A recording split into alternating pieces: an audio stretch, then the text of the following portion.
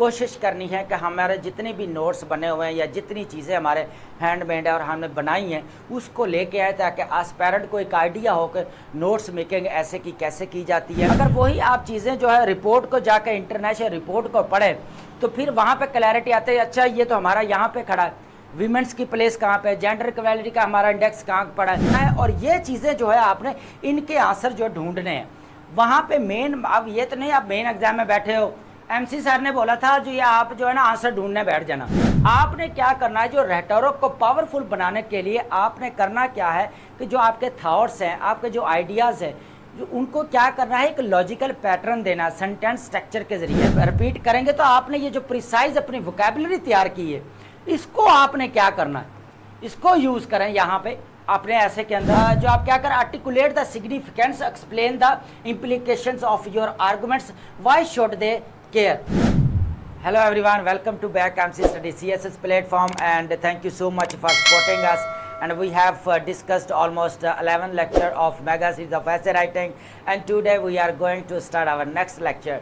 And for the first of all I will give you some overview of the previous lecture कि basically हमने previous lecture में क्या पढ़ा था। ठीक है, सबसे पहले हमने जो पढ़ा था वो कंक्लूजन था कि आपके डेफिनेशन कंक्लूजन होता है क्या, कि आपका फाइनल पैराग्राफ क्या होता है, उसके बाद उसका स्ट्रक्चर क्या होना चाहिए, क्यों किस चीज़ों से जो अवॉइड करना चाहिए, कौन सी चीज़ें ऐड करनी चाहिए, हर ऐसे के अंदर रिकमेंडेशन और सजेशन देनी चाहिए या नहीं देनी चाहिए, और बहुत सारी चीज़ें जो हमने बड़ी डिटेल्स के साथ जो है डिस्कस की है। ठीक है, उसके बाद विद एग्जाम्पल के साथ हमने जो है चीज़ों को जो है वो समझा है, अंडरस्टैंड किया था। ठीक है, तो आज हम स्टार्ट करते हैं हमारा next lecture and I am with you MC sir, और आज हम बात करते हैं अपने नेक्स्ट लेक्चर की। सबसे पहले जो है मैं आउटलाइन को थोड़ा इंट्रोड्यूस करवाऊंगा। ये मोस्ट इम्पोर्टेंट पॉइंट्स है बेसिकली, जो ये बेसिक क्वेरीज हैं या आपके जितने भी एस्पायरेंट्स हैं उनकी।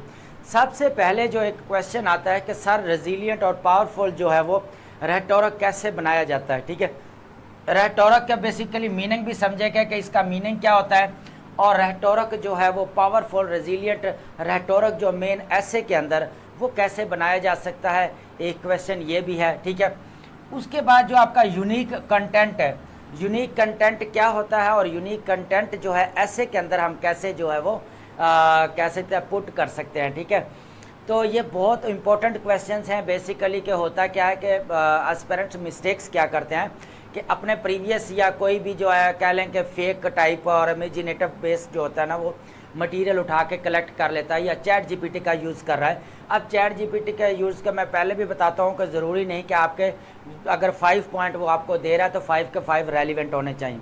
सम टाइम वो ऐसे भी पॉइंट होते हैं या वोकैबुलरी ऐसी भी होती है जो आप यूज़ नहीं करते। नो डाउट बहुत अच्छा करके आपको दे सकता है, लेकिन आपको यूज़ करने का भी पता, लेकिन वो टाइम टेकिंग चीज़ है, बहुत ज़्यादा टाइम वेस्ट होता है। आपने नोट्स भी बनाने होते हैं, जैसे बहुत सारी चीज़ें होती हैं। होता है क्या, जो इररेलेवेंट पीस ऑफ ब्रेड जो मटेरियल है वो उठा के जो आप अपने कंटेंट में या नोट्स में बना लेते हैं। होता क्या कि ऐसे के जो आपका स्पेसिफिक एक सब्जेक्ट है और ये आपको पता है कि इसकी एक बहुत ज़्यादा वर्थ है, तो होता क्या है कि 11 सब्जेक्ट आपके पास इतना नॉलेज होता है, लेकिन ऐसे के लिए फिर भी आपको नोट्स बनाने पड़ते हैं, क्योंकि वो टॉपिक्स होते हैं जिनको आपने को जाके गो थ्रू करना पड़ता है। ठीक है, अब IR के स्टूडेंट हो तो फिर तो एडवांटेज मिल जाता है कि ग्लोबलाइजेशन के ऊपर अगर ऐसे आ जाता है देन तो आप टैकल कर लेंगे, इकॉनमी के ऊपर आ जाता है देन आप टैकल कर लेते हैं। ठीक है, पॉलिसी के ऊपर आ जाता है तो देन भी हो जाता है। लेकिन अगर आप लिटरेचर के स्टूडेंट हैं तो फिर देन आपके लिए जो है वो लिटरेरी एब्स्ट्रैक्ट ऐसे इजी हो सकता है, लेकिन बाकी का आपको जाके नोट्स जो है वो बनाना पड़ते हैं। ठीक है, तो होता क्या है कि नोट्स बनाने के लिए जो सबसे बड़ी हम नोट्स मेकिंग पे थोड़ी सी बात करेंगे, हम ऐसे के नोट्स मेकिंग की बात करेंगे, हम दूसरे सब्जेक्ट्स की फ़िलहाल हम कोई बात नहीं करेंगे, हम सिर्फ जस्ट ऐसे के पॉइंट ऑफ व्यू से हम सारी बातें करेंगे। उसके बाद फैक्ट बेस्ड और रेलिवेंट मटेरियल, ये इसका क्या रोल है, इसका रोल देखेंगे बेसिकली कि आपके एकेडमिक जो है राइटिंग के अंदर या एकेडमिक ऐसे के अंदर क्यों रोल है। ठीक है, देखें ये बहुत सारी जेनेरिक चीज़ें नहीं है, ये बहुत इंपॉर्टेंट है और बहुत ज़्यादा स्पेसिफिक चीज़ें हैं जो बच्चे मिस्टेक करते हैं और फिर आ जाके फिर होता क्या है, या तो वो 20 के अबव फेल हो जाता है, या 30 के अंडर या 40 के अंडर उनको उड़ा दिया जाता है, या अंडर 20 भी उड़ा दिया जाता है, किसी किसी को तो 10 के अंडर भी उड़ा दिया जाता है। तो होता क्या है कि आपको बी केयरफुल रहना है कि मटेरियल कैसे यूज़ करना है, रेलिवेंट मटेरियल कैसे यूज़ करना है। बहुत सारी जो स्ट्रेट फॉरवर्डनेस जो आपके अंदर भरी पड़ी है उससे जो है आपने अवॉइड करना है। तो ये जो स्ट्रेट फॉरवर्ड आप जो मटेरियल उठा उठा के जमा कर रहे होते हैं ना, नोट्स बना रहे होते हैं, तो ये बिल्कुल भी आप ऐसे के जो है एकेडमिक ऐसे के अंदर मत लिखें, ठीक है। होता क्या है कि चेकर को ऐसे लगता है कि इसकी तमीद नहीं बांधी हुई, इसको बात करने के एथिक्स भी नहीं है, तो इसने जो स्ट्रक्चर कैसे ये अडॉप्ट कर लिया, इसको तो बात करने का भी नहीं पता, बड़ा स्ट्रेट फॉरवर्ड जो है वो बात कर रहा है। कोई एनालिसिस जो है वो कॉम्प्रीहेंसिव एनालिसिस नहीं दे रहा, कोई डिस्कोर्स जो होता है, रिदम होती है, पोलाइटनेस होती है, कोहेरेंस कोहयन, ये चीज़ें होती हैं, मेटोनमी, ये नज़र ही नहीं आती। तो ये वो बेसिक सी चीज़ें हैं जो आपके एग्जामिनर की क्या है, रिक्वायरमेंट है, ठीक है। होता क्या है कि आप रिपोर्ट पढ़ के देख लें कि आप मटेरियल के हवाले से जो आप एनालिसिस करते हैं, बेसिकली वो आपका क्या होता है, आपने रिसर्च करके जो है एनालिसिस करते हैं। मैंने पहले भी आपको पीछे एक फेजेस पढ़ाए थे। पहला फेज़ जो होता है आपका रिसर्च फेज़ होता है, जहाँ पे आप कलेक्टिव मटेरियल की बात करते हैं। तो सबसे पहले जो है वो आप क्या करते हैं, वहाँ पे अपना मटेरियल जो है वो कलेक्ट करते हैं, ठीक है। मटेरियल कलेक्ट करते हैं, देन इस मटेरियल को जो है आप क्या करते हैं, फिर सेकंड नंबर के ऊपर आप क्या करते हैं, एनालिसिस करते हैं, ठीक है। जब एनालिसिस करते हैं तो देन जो है आप काबिल होते हैं ऐसे राइटिंग के ऊपर, ठीक है। थर्ड नंबर पे है फिर आपकी क्या है, ऐसे राइटिंग, ठीक है। तो होता क्या है कि इस सीक्वेंस के साथ चीज़ें पढ़ाने का बेसिकली पर्पज़ ये है कि अब हमने स्ट्रक्चर सारा पढ़ लिया, लेकिन अब हमने जो आगे थीम्स स्टार्ट करने हैं, हमारे डेली बेसिस पे कैसे डिस्कस करेंगे लाइव, और बहुत सारी वहाँ पे क्लैरिटी लेके आएंगे। और हमने कोशिश करनी है कि हमारे जितने भी नोट्स बने हुए हैं या जितनी चीज़ें हमारे हैंडमेड है और हमने बनाई हैं उसको लेके आए, ताकि एस्पायरेंट को एक आइडिया हो कि नोट्स मेकिंग ऐसे की कैसे की जाती है, जो मटेरियल होता है रेलिवेंट और फैक्ट बेस्ड मटेरियल कैसे कलेक्ट करना है, ठीक है। उसके बाद जो सबसे जो है सोर्सेज ऑफ मटेरियल, ये बात मैंने पहले भी कही है, लेकिन यहाँ पर हम थोड़ा डिटेल्स के साथ जो है वो चीज़ों को डिस्कस करेंगे। होता क्या है कि जहाँ जहाँ पे भी हमने देखो पैराग्राफ की हर लेक्चर में बात हो रही थी, इसका मतलब ये नहीं कि हमने बड़ी डिटेल्स बता देते हैं उसके अंदर हम बेसिकली अपने टॉपिक जो होता है, हमारा आउटलाइन होती है, उसके साथ लिंक कर रहे होते हैं, क्योंकि हमारा पूरा ऐसे स्ट्रक्चर जो है एक दूसरे के अंदर लिंक है। तो पूरा ऐसे स्ट्रक्चर जब हम नहीं पढ़ेंगे, नहीं समझेंगे, एक दूसरे के साथ कनेक्टिविटी नहीं करेंगे, आपके पास नॉलेज है भी और कनेक्टिव नॉलेज का जो वो यूसेज नहीं है आपके पास, तो कोई फ़ायदा नहीं है आपके नॉलेज का, ठीक है। उसके बाद गुड फिगर ऑफ स्पीच आप यूज़ करते हैं, बहुत ज़्यादा फिगरेटिव लैंग्वेज जिसको बोला जाता है, फिगरेटिव लैंग्वेज जो आपका एक्सप्रेशन अच्छा करता है, इडियोमेटिक आपकी लैंग्वेज है वो भी आपका एक्सप्रेशन अच्छा करता है। तो ये इस तरह कैसे इसको ठीक किया जा सकता है, बेसिकली हम थोड़ा सा एक्सप्रेशन को भी जो है वो टच देंगे, ठीक है, एक्सप्रेशंस को भी टच देंगे कि बेसिकली इन चीज़ों को हम डेवलप कैसे कर सकते हैं ऐसे के अंदर।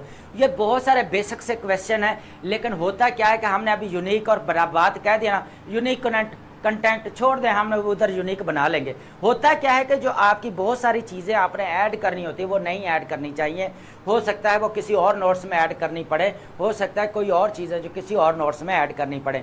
होता क्या है कि बच्चे कहते हैं अब रिजिलिएंट और पावरफुल जो है रेटोरिक क्या है जी, हमें क्या पता, छोड़ें जी, हम तो जाके मटेरियल कलेक्ट करते हैं और जाके लिख देते हैं। तो एट द एंड होता क्या है, फिर होता क्या है कि आप जब मेन एग्जाम में बैठे हैं तो फिर कन्फ्यूजन होती है कि यार अब क्या किया जाए, अब कौन सा मटेरियल जो है हम इसके अंदर पुट करें, कौन सा मटेरियल ना करें, कौन सा रेलिवेंट है, कौन सा पीस ऑफ ब्रेड है, piece of bread means irrelevant की बात कर रहा हूँ मैं, इरेलीवेंट है। उसके बाद यार हमें जो सबसे ज़्यादा फिगर ऑफ स्पीच कौन से यूज़ करने चाहिए, इडियोमेटिक लैंग्वेज क्या होनी चाहिए हमारी। तो ये बहुत इंपॉर्टेंट क्वेश्चन है, ये बेसिकली आपके टोटल जो है वो एक्सप्रेशन के ऊपर ही बात हो रही है, ठीक है। हो क्या रहा है, उसके बाद हम नोट्स मेकिंग के थोड़ा टच देंगे। तो इस लेक्चर को जो है आप स्किप मत करें, ये बहुत ज़्यादा इंपॉर्टेंट लेक्चर होने वाला है आपका। इसके अंदर बहुत सारी जो आपकी क्यूरीज़ हैं, जो आप मटेरियल के रिलेटेड टॉपिक के यूनिक कंटेंट कैसे एकेडमिक कैसे के पुट करना है, तो ये बहुत सारे बेसिक से क्वेश्चन हैं जो आपको एड्रेस करेंगे यहाँ पर, ठीक है। तो कोई भी एक एक जो है वो वर्ड बहुत ज़्यादा कीमती है। इसको जो है अपने वर्ड जितने भी आ रहे हैं, और बेसिकली ये हमारे जितने भी हैं सारी रिसर्च बेस है, और ये एकेडमिक और एग्जामिनर की बेसिकली रिक्वायरमेंट है, और हमने उस चीज़ को जो है करना है। हमने बेसिकली ये पढ़ाने का सारा मतलब मकसद ये होता है कि आपको एक चीज़ बता दी जाए कि आपने जो मेन एग्ज़ाम के अंदर बैठना है, तो ये कुछ चीज़ें हैं, रिक्वायरमेंट है, ये मेन एग्ज़ाम के अंदर बैठ के आपको कैसे जो है चीज़ों को जो है आपने एक दूसरे के साथ कनेक्ट करना है। ठीक है, यहाँ तक समझ आ गई आपको सारी चीज़ें। ठीक है, अब हम चलते हैं नेक्स्ट इसके। ठीक है, सबसे पहले एक बात अब मैं यहाँ पे क्लियर कर दूँ कि कभी भी सुपरफिशियल या ओवर व्यू लेने की कोशिश मत करें। कोई भी इवेंट है आपका, कोई भी आप फैक्ट है, फिगर है, रिपोर्ट है, आप उसका क्या करते हैं कि ओवरव्यू लेने की कोशिश करते हैं। ओवरव्यू में होता क्या है कि जब सम टाइम आप पैराग्राफिंग कर रहे हैं तो स्टेटमेंट को मोल्ड करके लिखनी होती है, लेकिन आप लिख नहीं पा रहे होते, या आप क्योंकि ओवरव्यू लिया होता है, आपको कोई स्पेसिफिक स्टेटमेंट नहीं मिलती जो आप उठा के उसके अंदर पुट कर दें। बात हो रही है स्पेसिफिक स्टेटमेंट की, जो आप क्या करते हैं, याद करते हैं। ठीक है, तो वो याद करके आप क्या करते हैं, पुट करते हैं किसके अंदर, आप अपने एकेडमिक ऐसे के अंदर, मेन एग्जाम में की बात कर रहा हूँ। ठीक है, मेन एग्जाम के अंदर आप क्या करते हैं, उसको पुट करते हैं। वही अगर आपने ओवरव्यू लिया है तो आपके पास ऑथेंटिक बात ही नहीं है, तो वो आप जब पुट करते हैं तो एकेडमिक चेकर को पता चलता है कि यार इसको बात का जो है ना, एक जैसे एक सॉलिड ग्राउंडिंग होनी चाहिए स्टेटमेंट की, वो नहीं है। होता क्या है कि हमारा तो ओवरव्यू लिया होता है, डेप्थ तक हम जाते नहीं हैं, और एट द एंड होता क्या है कि वो जो हमारा रेफरेंस है वो बड़ा फ्रेजाइल और फ्राइल टाइप, ट्रिवियल टाइप समझा जाता है, बहुत वीक समझा जाता है कि ये तो बिल्कुल ही जो एक्सेप्ट करने के काबिल नहीं है। ठीक है, तो सबसे पहले जो है हमने क्या करना है, फैक्ट्स बेस्ड और रेजिलिएंट जितना भी है कंटेंट, सबसे जो हम कर रहे हैं ऐसे के लिए कंटेंट तैयार। ठीक है, ऐसे के लिए क्या कर रहे हैं, हम कंटेंट कर रहे हैं तैयार।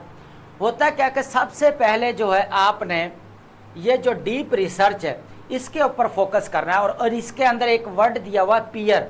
पीयर का मकसद होता है, जो मैंने पहले भी बताया, पीयर बेसिकली होता है पॉइंट आपका। ठीक है, उसके बाद आपके सेकंड नंबर पर होता है एविडेंसेस।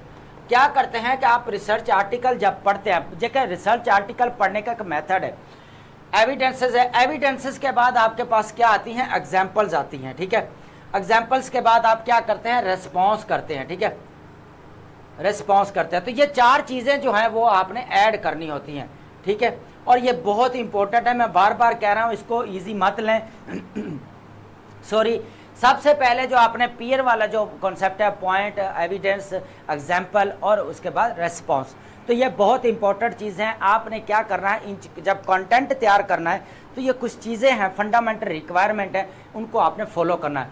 सबसे पहले आपने डीप रिसर्च करनी है। अभी मैंने बोला कि जब आप रिसर्च आर्टिकल पढ़ रहे होते हैं, कोई बहुत इंपॉर्टेंट, फॉर एग्जाम्पल अगर डेमोक्रेसी का रिसर्च आर्टिकल पढ़ रहे हैं, अब होता क्या है कि फ्रांसिस फुकुयामा अपनी जगह पे कुछ कह रहा है, जो विल डोरांट अपनी जगह पे जो डेमोक्रेसी की बात कर रहा होता है, फ्रांसिस फुकुयामा क्या कह रहा होता है कि आपके फोर फेजेस हैं डेमोक्रेसी के।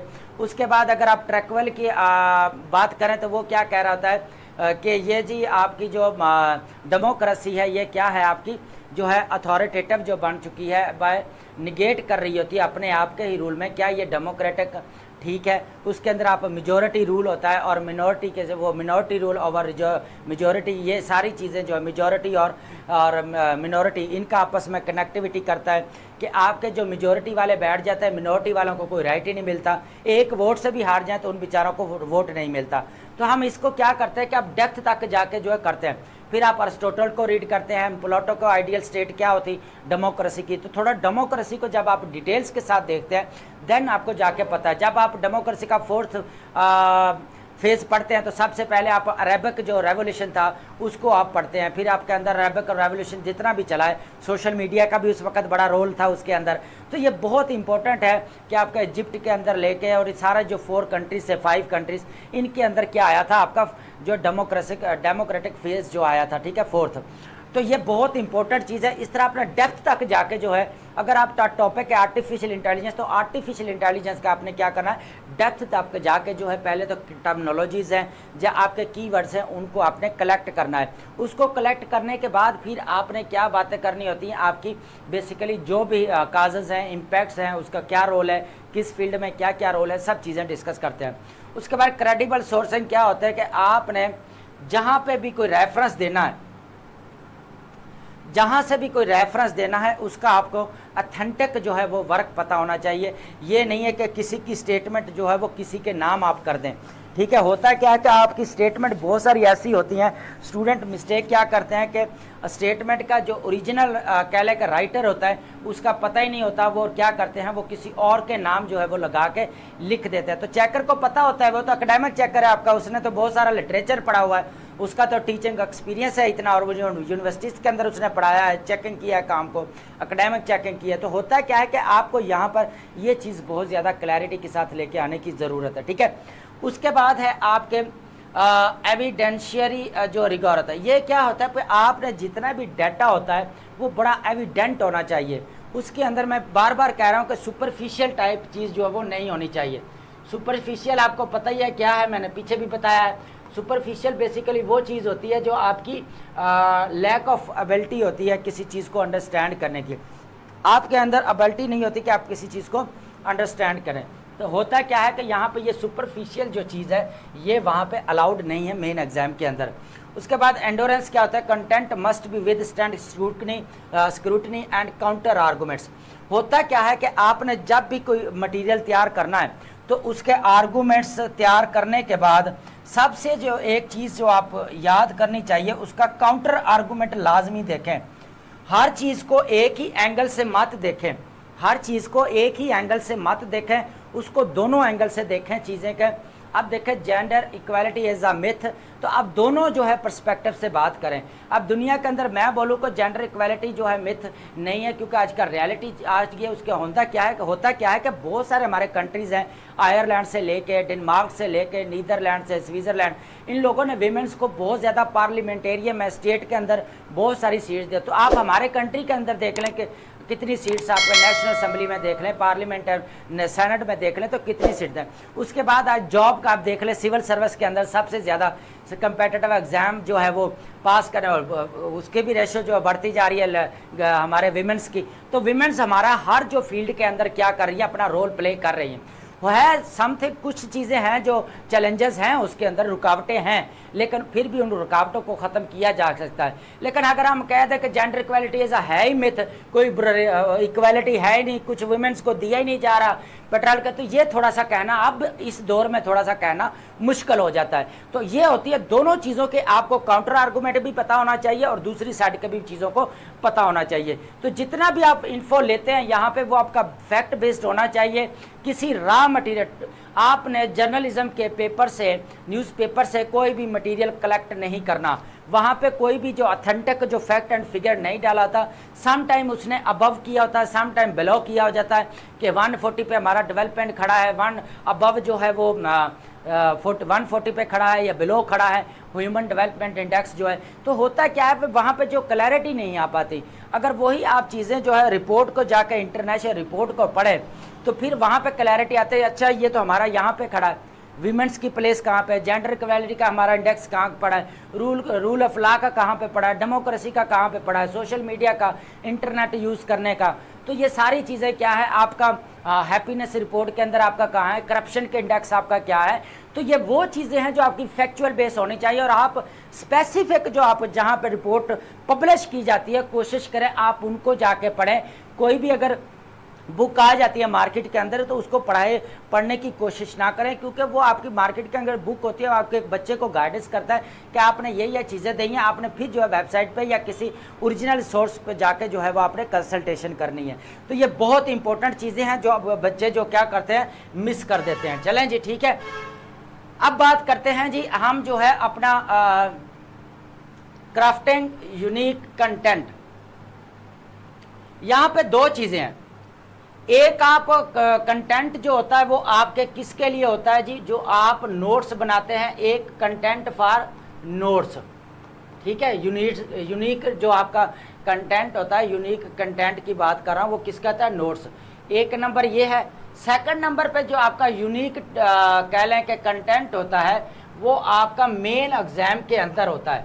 फॉर एकेडमिक ऐसे के अंदर कि आपने एकेडमिक ऐसे के अंदर जब ये यूनिक कंटेंट आपने बनाया है, क्या ये एकेडमिक ऐसे अगर आ जाता है तो क्या आपने जो है वहाँ पे कवर किया है सारी चीज़ों को, हर एंगल से जो है वो टॉपिक को या थीम को कवर किया है आपने? तो होता क्या है कि बहुत सारे एस्पायरेंट्स बेचारे क्या करते हैं, वो कंटेंट तो बहुत अच्छा तैयार कर लेते हैं, होता क्या है पे मसला क्या पे आता है, जो कनेक्टिव नॉलेज है, जो सेकंड टाइप ऑफ नॉलेज है, उसमें होता क्या है कि उनको पता नहीं होता how to connect the facts and figures in sequence और लॉजिकल पैटर्न। होता क्या है कि वो स्ट्रेट फॉरवर्ड कहना शुरू कर देते हैं, जी ये इंडेक्स इतना आ गया, जी ये इंडेक्स ऐसे हो गया, हालांकि वो और किसी कंट्री की बात ही नहीं करता, पाकिस्तान की करेगा स्ट्रेट फॉरवर्ड। वो भी ये भी तो कहता है कि वहाँ पे अपोजिटली देखा जाए तो इस कंट्री का रैंक जो वन नंबर पे, तो क्यों है? क्योंकि वो काम कर रहे हैं, उसके ऊपर वो अपनी एफर्ट लगा रहा है, और हम क्या कर रहे हैं, उस पर काम नहीं कर रहे। तो कंपैरिजन भी साथ साथ थोड़ा जो है आपने करते जाना। इससे होता क्या है कि आपको एकेडमिक चेकर को पता चलता है कि बच्चे का एनालिसिस पर्सपेक्टिव जो है ना वो बहुत ज़्यादा वास्ट है, प्रोफाउंड है। क्यों? क्योंकि उसने डेप्थ तक स्टडी की है, तो इसीलिए उसको इसका एडवांटेज मिल रहा है। तो एक तो ये चीज़ है, दो हो गए। उसके बाद ओरिजिनल थीसिस जब आप बात कर रहे हैं अपने ऐसे के अंदर, अब क्राफ्टिंग यूनिट एक तो हो गया, अब हम ऐसे के पॉइंट ऑफ व्यू से बात करें। जब आप मेन एग्जाम के अंदर बैठे हैं और आप आउटलाइन तैयार कर रहे हैं, बैठे और आपके पास टाइम पता है आपको 45-55 मिनट्स ही होते हैं आउटलाइन के, सिर्फ आउटलाइन की बात कर रहा हूँ। अगर इंट्रोडक्शन 1 घंटा 10 मिनट में या 5 मिनट में आपको चाहिए, इंट्रोडक्शन के साथ आपका आउटलाइन फाइनल होनी चाहिए, फिर आप जो है वो पैराग्राफिंग या ऐसे को कंप्लीट कर सकेंगे। अदरवाइज आपको आपका ऐसे जो है इनकम्प्लीट रह जाएगा। एट द एंड होता क्या है सॉरी एट द एंड होता क्या है कि आप एक पैराग्राफ में दो आइडियाज़ को जो है मर्ज करके लिख रहे होते हैं। वहाँ पे फिर ये जो है वो चेकर को गुस्सा आता है कि आप अगर ऐसे को कंप्लीट ही नहीं कर पाते या नहीं कर सकते, तो आपने ये इतने आर्गूमेंट्स देने की क्या ज़रूरत थी? आपको अगर इतनी मैनेजमेंट का ही नहीं पता, आपको स्ट्रक्चर ऑर्गेनाइज तो कर रहे हैं लेकिन आपने मैनेजमेंट का नहीं पता, तो आप इस चीज़ को कैसे डील करें? देखिए, मैंने एक पीछे पढ़ाया था हाउ टू मैनेज, तो आप मैनेज कैसे करेंगे? Question is that how to manage. तो आपका ये भी एक चीज़ है कि आपने अगर कंटेंट बना रहे हैं तो आपका बड़ा सॉलिड कंटेंट होना चाहिए, बड़ा यूनिक होना चाहिए, ताकि अगर आप के पास अगर 20 पैराग्राफ्स लिखे जा रहे हैं तो आप उसको क्या करें, थीसिस के साथ जो आपका पॉइंट है, आर्गूमेंट है, आप उसको ओरिजिनल थीसिस के साथ जो है वो लिखें। ये नहीं कि कोई ओवरव्यू लेके आपने वो इन्फो जो है वो ऐड कर देते हैं, तो ये बिल्कुल जो है डिसएडवांटेज है। उसके बाद क्रिटिकल इंक्वायरी। क्रिटिकल इंक्वायरी में सबसे पहले जो आप बात करते हैं वाई, उसके बाद व्हाट, ये क्या है, क्यों है, कैसे है, ठीक है, तो वेयर है, कहाँ पे है, ये व्हेन, ये कब हुई। तो ये वो क्रिटिकल इंक्वायरी जो है आप करना शुरू कर देते हैं जब आप क्वेश्चन मार्क लगाना शुरू करते हैं। WH फैमिली की बात कर रहा हूँ, ठीक है मैं। तो ये आपने यूनिक कंटेंट जब मेन एकेडमिक ऐसे के अंदर लिखना है, टॉपिक सेंटेंस भी अगर लिख रहे हैं तो वहाँ पे आपने सोचें कि ये what is topic sentence, how topic sentence जो वो कैसे जो रिलेट कर सकते हैं हम अपने थीसिस के साथ, हम अपने इसके डिटेल्स एक्सप्लेनेशन कैसे दे सकते हैं, और ये जो है हम क्यों दे रहे हैं, क्या वजह है इसकी।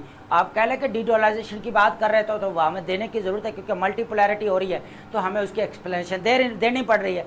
तो इस तरह करके जो ना आपने आर्गूमेंट को बिल्ड करना है, और ये चीज़ें जो है आपने इनके आंसर जो ढूंढने हैं वहाँ पे मेन। अब ये तो नहीं आप मेन एग्जाम में बैठे हो, MC सर ने बोला था जो ये आप जो है ना आंसर ढूंढने बैठ जाना, वो नहीं। आंसर वो होते हैं जो आपके इंटरनल जो है ब्रेन के अंदर, एक तो हम बात बाहर कर रहे हैं लेकिन दिमाग हमारा कहीं और सोच रहा है। तो हम क्या करते हैं, जब ऐसे को लिख रहे होते हैं तो लिखने के साथ साथ आपकी मेमोरी जो है वो चीज़ें दो कनेक्ट कर रहे होते हैं। तो आपने क्या करना है, उस मेमोरी को यूज़ करते हुए आपने क्या करना है कि दोनों की कनेक्टिविटी जो है आपस में शो करवाते रहना कि वाई व्हाट, अगर ऐसा है तो इसको कैसे किया जा सकता है।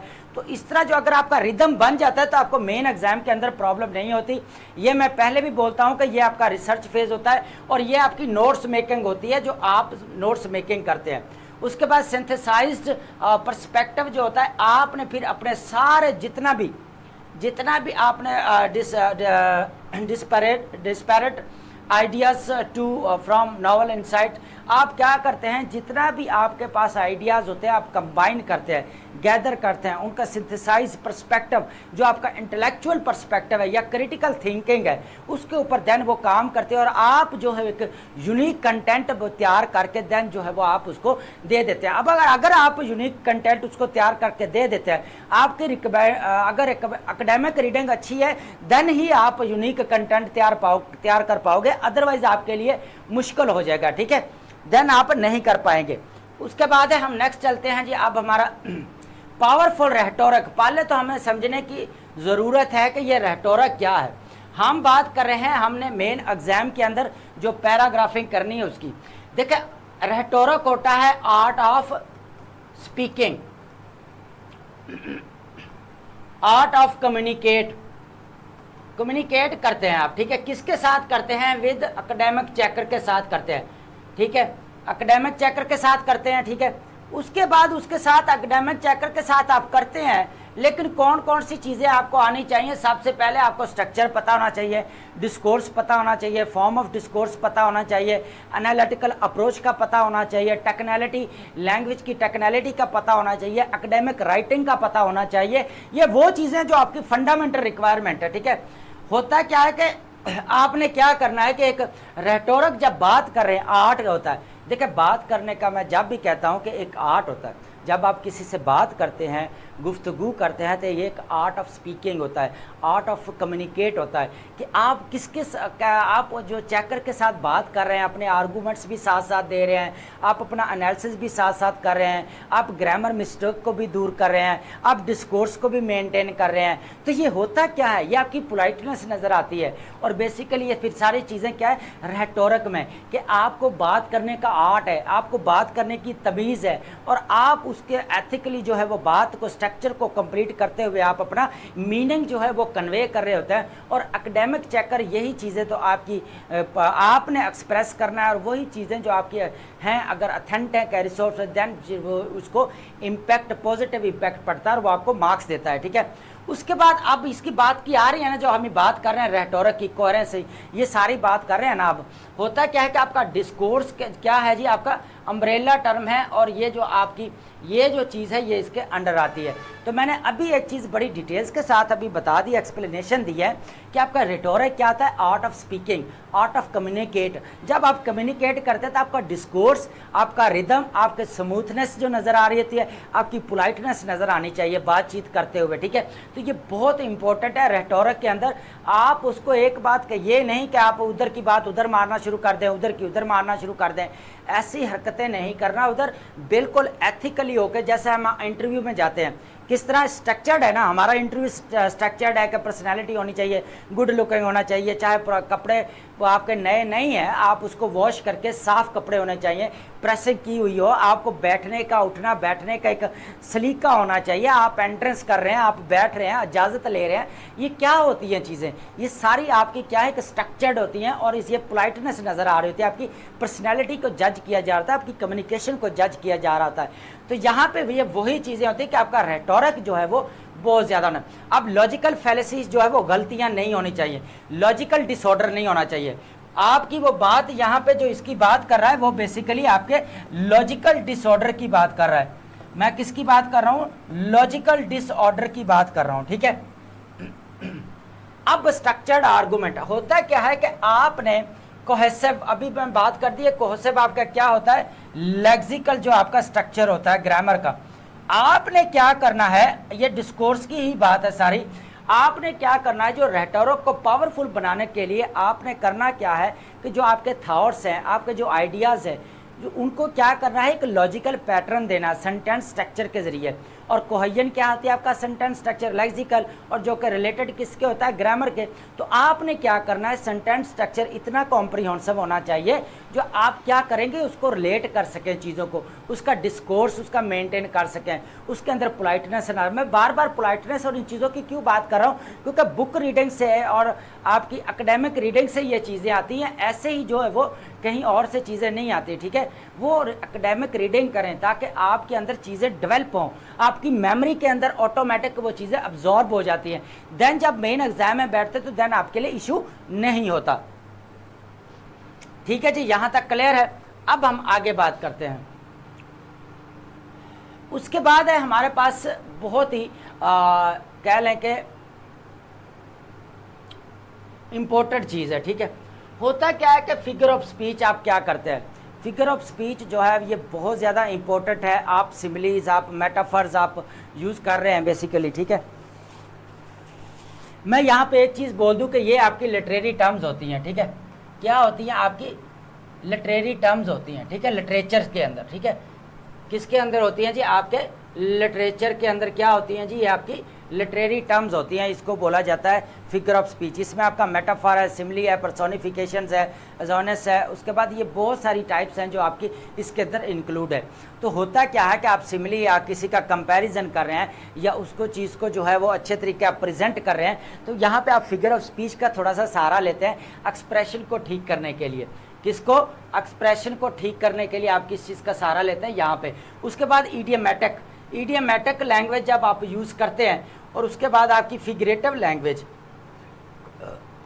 क्योंकि आपका जो चेकर है वो एकेडमिक चेकर है और उसने सारी ज़िंदगी जो लिटरेचर पढ़ा है, तो उसको ये चीज़ बहुत ज़्यादा इम्पैक्ट, पॉजिटिव इम्पैक्ट पड़ेगा उसके ऊपर कि बच्चे ने इडियमेटिक फिगरेटिव लैंग्वेज लिखी है। इससे क्या होता है कि आपका एक्सप्रेशन बहुत अच्छा होता है। आप जो डायरेक्ट स्ट्रेट फॉरवर्ड किसी के मुंह के ऊपर बातें मार रहे होते हैं कि उसको लग रहा था ये इसके वर्ड जो मेरे ऊपर शावरिंग हो रही है, तो आप क्या करेंगे? अगर ये इसका वे यूज़ करेंगे फिगरेटिव लैंग्वेज, इडियमेटिक का इडियम्स यूज़ करें, बोन ऑफ कंटेंशन है जैसे, इस तरह के जो है अगर आप करें, तो आप क्या समझते हैं कि वो एक्सप्रेशन ठीक नहीं? इससे बहुत ज़्यादा एक्सप्रेशन ठीक पता चलता है कि इडियमेटिक। देखें, छोड़ें सब बातें, आपकी जो ट्रांसलेशन आती है वो कभी भी इडियमेटिक या इडियम यूज़ ना हो, ऐसा हुआ है हर बार कभी ना कभी एक आध इडियम आपका लाजमी यूज़ होता है, तो ठीक है। तो ये इसीलिए जो है आपके कंसाइज जो है वो होने चाहिए, वर्ड होने चाहिए, चॉइस होती है आपके वर्डिंग की। उसके बाद जो है आप इनको क्या करते हैं, जो आपने वोकैब चॉइस करनी है बार बार जो है। देखें, जॉर्गन्स, क्लेचे, एट ऑल कॉस्ट्स, ये सारी चीज़ें जो है आप बार बार जो लिखेंगे, अगर रिपीट करेंगे, तो आपने ये जो प्रिसाइज अपनी वोकैबुलरी तैयार की है, इसको आपने क्या करना है, इसको यूज़ करें यहाँ पे अपने ऐसे के अंदर। होता क्या है कि आप देखें कुछ स्पेसिफिक आप अपने वर्ड बना लें, पेज के ऊपर लिख के रख लें कि ये मैंने एकेडमिक ऐसे के अंदर यूज़ करने हैं, क्योंकि ये वो वोकैबुलरी है जो एकेडमिक राइटिंग की वोकैबुलरी है। और इससे होता क्या है कि आपके जो एक्सप्रेशन है वो भी अच्छा हो रहता है, आपको चीज़ें रिकॉल भी हो जाती हैं, आपको मेन एग्जाम के अंदर बैठ के सोचने की ज़रूरत नहीं पड़ती, ठीक है। आपको पता है मेरे पास वोकैबुलरी है, अब वो आप एकदम से ब्रेनस्टॉर्मिंग कर रहे हैं, वोकैबुलरी आ रही है, आप वोकैब में वेरिएशन भी लेके आ रहे हैं और चीज़ों को आगे डिस्कस भी कर रहे होते हैं, ठीक है। तो ये यहाँ पर चीज़ें ख़त्म हो गई आपकी, ठीक है। फिगरेटिव लैंग्वेज के ऊपर फोकस करें। उसके बाद हम बात करेंगे रेलिवेंट और इम्पैक्ट की बात करेंगे, ठीक है। एक मिनट, ये हमारा लास्ट पॉइंट है, ये बहुत इंपॉर्टेंट पॉइंट है। मैं बार बार कह रहा हूँ कि ये जो रेलिवेंस की मैं बात कर रहा हूँ, ये आपके एग्जामिनर की बेसिकली रिक्वायरमेंट है। आपको पता है कि उसने, हमने 2025 का पेपर देखा तो उसकी मेन हेडिंग जो आपकी दी हुई है, उसने इंस्ट्रक्शंस कह लें, किसको दिया? इंस्ट्रक्शंस जो आपकी दी हुई हैं, उसमें उसने बड़ी क्लैरिटी के साथ बता दिया है कि आपकी थर्ड लाइन में क्या है, ऑर्गेनाइजेशन होनी चाहिए, रेलिवेंस होना चाहिए आपका मटेरियल, उसके बाद क्या होना चाहिए, क्लैरिटी होनी चाहिए, ठीक है। तो ये बहुत ज़्यादा इंपॉर्टेंट है चीज़ें मैं जो आपको बता रहा हूँ। आपका जो मीनिंग है वो जो आपका जो नॉलेज है वो रेलिवेंट टॉपिक के रिलेटेड होना चाहिए। जितने भी आप की वोकैबुलरी इकट्ठी कर रहे हैं ना, की वोकैब जो जितनी भी आपकी, वो आपने क्या करनी है, सारी जो है वो रेलिवेंट होनी चाहिए, ठीक है। रेलिवेंट नहीं है तो आपका कोई फ़ायदा नहीं है। आपका क्या फ़ायदा, वो रेलिवेंट नहीं है तो फिर उसका क्या फ़ायदा, आप क्या करेंगे, उसका कुछ भी नहीं कर सकते। तो आपका रेलिवेंट होना चाहिए। जो भी चीज़ें आप लिख रहे हैं, आपका जो स्ट्रक्चर है, मेन है, ऑर्गेनाइजेशन है, रेलिवेंस है, क्लैरिटी, ये वो हेडिंग्स है जो आपके एग्जामिनर पहले ही आपको इंस्ट्रक्शन के तौर पर बता देता है कि आपने इतने आउटलाइन बनानी है, आपने इतने वर्ड्स लिखने हैं, आपने कॉम्प्रिहेंसिव ऐसे लिखना है, आपने फॉर्म ऑफ डिस्कोर्स जो है उसको मेंटेन रखना है, आपने ऑर्गेनाइजेशन जो ऐसे के स्ट्रक्चर है उसको मेंटेन रखना है। उसके बाद आप क्या करेंगे, उसके बाद रेलिवेंट जो चीज़ें, आपने रेलिवेंट्स रहना है, आपने रेलिवेंट रहना है, आपने जो है वो इररेलेवेंट नहीं रहना, पीस ऑफ ब्रेड जो है वो नहीं रहना।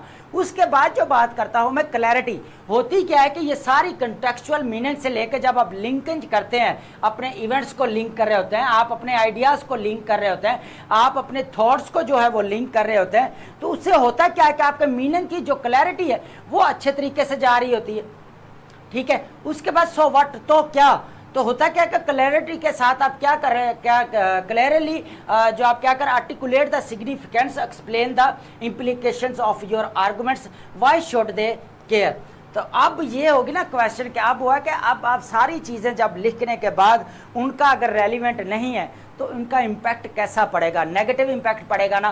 तो नेगेटिव इम्पैक्ट पड़ेगा तो एकेडमिक चेकर ने अपना पहले ही ज़हन बढ़ाया हुआ है कि मैंने बच्चे का अगर इतना बंडल है तो मैंने 5 या 10% पास करना है, और फिर उनमें से वो छानता है, छन्नी की तरह जो है छानना मारना वो करता है, फिर जो बच जाते हैं वो 10% या 15% वो एक सब्जेक्ट में उसको फिर निकाल देता है। होता क्या कि ये सारी चीज़ें रियल वर्ल्ड एप्लीकेशन जितने भी आप यूज़ कर रहे हैं, उसकी जो आप कंटेंट यूज़ कर रहे हैं या आप मटेरियल यूज़ कर रहे हैं, वो क्या होना चाहिए, वर्ल्ड के अंदर कहीं ना कहीं वो यूज़ हो रहा होता है। वहाँ से फिर आप बुक के ज़रिए हासिल करते हैं, रिसर्च आर्टिकल के ज़रिए हासिल करते हैं, रिपोर्ट के ज़रिए जो मटीरियल आप हासिल करते हैं। मटीरियल गेन करने के बाद आप क्या करते हैं, फिर उसकी एप्लीकेशन होती है रियल वर्ल्ड की, आप क्या करते हैं, रेलिवेंट रहते हैं, फिर आप उसका पॉजिटिव इम्पैक्ट जो पड़ता है उस चीज़ों का उसके ऊपर बहुत ज़्यादा आता है।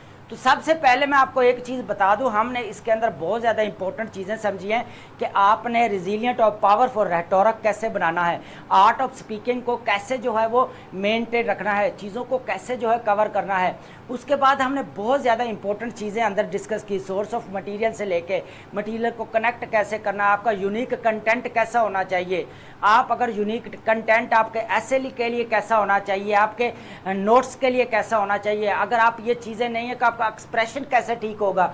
तो ये सारी वो चीज़ें थी जो आपका एक्सप्रेशन भी ठीक होगा, आपका मीनिंग भी कन्वे होगा, सिमेंटिक मीनिंग, सिंटैक्स स्ट्रक्चर भी आपका जो सेंटेंस, मैं सिंटैक्स लिंग्विस्टिक की बात कर रहा हूँ, उसका मीनिंग होता है स्टडी ऑफ सेंटेंस स्ट्रक्चर, तो उसका स्ट्रक्चर भी ठीक होता है, आपका डिस्कोर्स, आपकी कोहेरेंस, कोहेजन, ये सारी चीज़ें जो है वो मेंटेन हो रही होती है और आपका मीनिंग जो है वो इजीली चेकर तक पहुंच जाता है। तो मैं लास्ट में कहूँगा यही कि आप ये बहुत सारी इंपॉर्टेंट चीज़ें हैं, ये अब जब आगे काम आएंगी, जब मैंने वहाँ पे फीडबैक देना है ना कि आपका जो पावर फॉर रेटोरिक नहीं है, तो फिर आपने देखना है कि अब मैं इसकी डेफिनेशन कहाँ से जाके समझूँ, इसको क्या करूँ। ये वो बेसिक्स हैं जो आपको समझ में नहीं आते, और ये हमारे चेकर की और एग्जामिनर की रिक्वायरमेंट है कि आपका कंटेंट बहुत ज़्यादा यूनिक होना चाहिए और टू फैक्ट बेस्ड होना चाहिए और उनके आपस में कनेक्टिविटी होनी चाहिए।